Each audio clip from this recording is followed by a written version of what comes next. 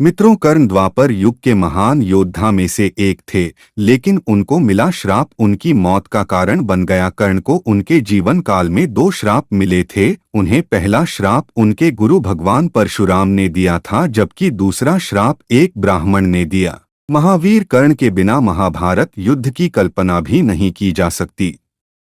साथ ही इस बात से भी इनकार नहीं किया जा सकता कि कौरवों के सेनापति कर्ण अपने प्रतिद्वंदी अर्जुन से भी बड़े धनुर्धर थे, जिसकी तारीफ स्वयं भगवान श्री कृष्ण ने की थी। कर्ण न केवल एक शक्तिशाली योद्धा थे, बल्कि बहुत बड़े दानवीर भी माने जाते थे, जिन्होंने बिना युद्ध का परिणाम सोचे अपने कवचकुंडल दान में दे दिए। कर्ण जन्म से क्षत्रिय थे, लेकिन वह रथ चालक के घर पलकर बड़े हुए थे, जिससे उनका एक नाम सूत पुत्र भी पड़ा। उनकी वीरता को देखते हुए दुर्योधन ने उनको अंगदेश का राज सिंहासन दे दिया और जरासंध के हारने के बाद चंपा नगरी का भी राजा बना दिया। लेकिन इस महान योद्धा का जीवन किसी तपस्या से कम नहीं था। इन्हें कई ऐसे कर्मों का परिणाम भी भोगना पड़ा जिसमें इनकी कोई गलती नहीं थी। अनजाने किए काम और दूसरों की भलाई के चक्कर में इन्हें 3 ऐसे शाप मिल गए जो इनके लिए प्राणघातक साबित हुए। इन्हीं 3 शापों की वजह से महाभारत के निर्णायक युद्ध में इन्हें अर्जुन के हाथों वीरगति प्राप्त हुई। पहला शाप परशुराम ने दिया। कर्ण जब धनुर्विद्या सीखने के लिए गुरु द्रोणाचार्य पास पहुंचे तो उन्होंने कर्ण के सूत पुत्र होने की वजह से शिक्षा देने से मना कर दिया। कर्ण इससे निराश होकर भगवान परशुराम के पास पहुंचे। परशुराम जी ने कर्ण की प्रतिभा को जानकर उन्हें अपना शिष्य बना लिया। एक दिन अभ्यास के समय जब परशुराम थक चुके थे तो उन्होंने कर्ण से कहा कि वे थोड़ा आराम करना चाहते हैं। तब कर्ण बैठ गए और उनकी जंघा पर सिर रखकर परशुराम आराम करने लगे। थोड़े समय बाद वहां एक बिच्छू आया जिसने कर्ण की जंघा को काट लिया। अब कर्ण ने सोचा कि अगर वह हिले और बिच्छू को हटाने की कोशिश की तो गुरुदेव की नींद टूट जाएगी। इसलिए उन्होंने बिच्छू को हटाने की बजाय उसे डंक मारने दिया, जिससे उनका खून बहने लगा। इससे कर्ण को भयंकर कष्ट होने लगा और रक्त की धारा बहने लगी। जब धीरे धीरे रक्त गुरु परशुराम के शरीर तक पहुंचा तो उनकी नींद खुल गई। परशुराम ने देखा कि कर्ण की जांघ से खून बह रहा है।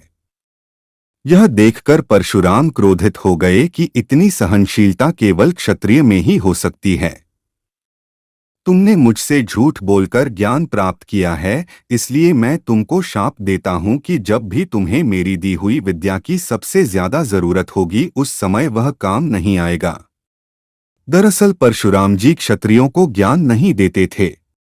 कर्ण को उन्होंने सूत पुत्र जानकर ज्ञान प्रदान किया था। इस वजह से परशुराम ने दिया कर्ण को शाप। शाप मिलने पर कर्ण बेहद दुखी हुए और परशुराम के चरणों में गिरकर माफी मांगने लगे।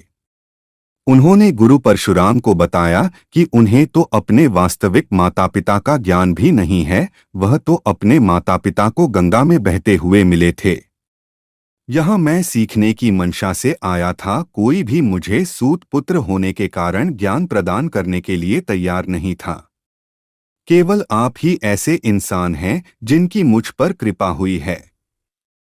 कर्ण की बातों से परशुराम जी का क्रोध शांत हुआ और कहा कि शाप तो वापस नहीं आ सकता, लेकिन तुम जिस यश के लिए भाग रहे हो वह तुमको जरूर मिलेगा और तुम महानतम धनुर्धर बनोगे। इसके बाद भगवान परशुराम ने कर्ण को अपना विजय धनुष प्रदान किया। दूसरा शाप एक ब्राह्मण ने दिया। कर्ण को दूसरा शाप एक ब्राह्मण ने दिया था। एक दिन कर्ण शब्दभेदी बाण चलाने का अभ्यास कर रहे थे। तभी उनको झाड़ियों में से किसी जीव के चलने की आवाज आई तो उन्होंने समझा कि कोई हिंसक जीव हो सकता है जो यहाँ रहने वाले मनुष्यों के लिए खतरा बन सकता है, इसलिए उन्होंने बिना पड़ताल किए बाण चला दिया। बाण किसी हिंसक जीव को नहीं बल्कि एक बछड़े को लग गया, जिससे उसकी मृत्यु हो गई। उस बछड़े का मालिक एक ब्राह्मण था जो यह सब देखकर दुखी हो गया और क्रोध में आकर कर्ण को एक शाप दे दिया।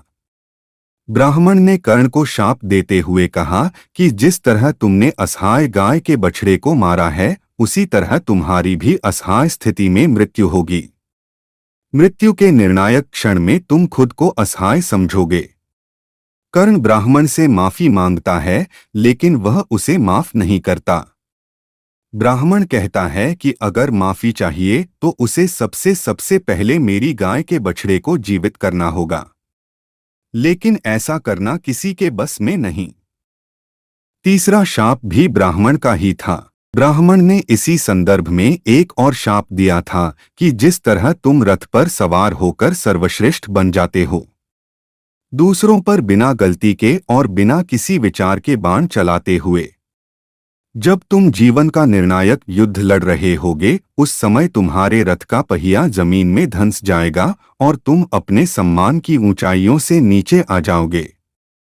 कर्ण जब महाभारत का निर्णायक युद्ध लड़ रहे होते हैं, तब उनके रथ का पहिया जमीन में धंस जाता है और उन्हें रथ से नीचे उतरकर स्वयं ही रथ के पहिए को भूमि से निकालने का प्रयास करना पड़ता है। इसी समय अर्जुन दिव्याशास्त्र चला देते हैं और कर्ण को वीरगति प्राप्त हो जाती है।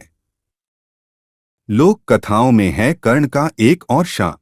आंध्र प्रदेश की लोक कथाओं में कर्ण के शाप के बारे में कथा मिलती है कि एक बार कर्ण कहीं जा रहे थे तो उनको रास्ते में एक कन्या मिलती है जो अपने घड़े से घी के बिखर जाने की वजह से रो रही थी।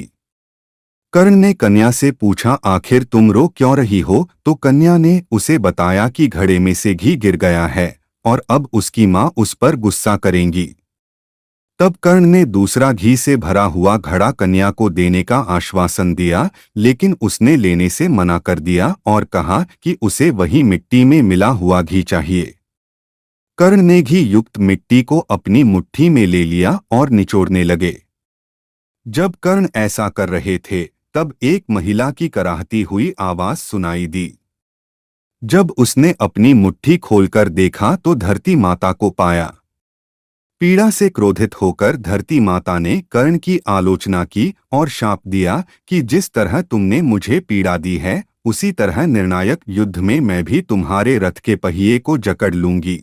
तो मित्रों, हमारा वीडियो कैसा लगा कमेंट करके ज़रूर बताएं और नए हों तो चैनल को सब्सक्राइब करें ताकि हमारा वीडियो आप तक पहुंचता है।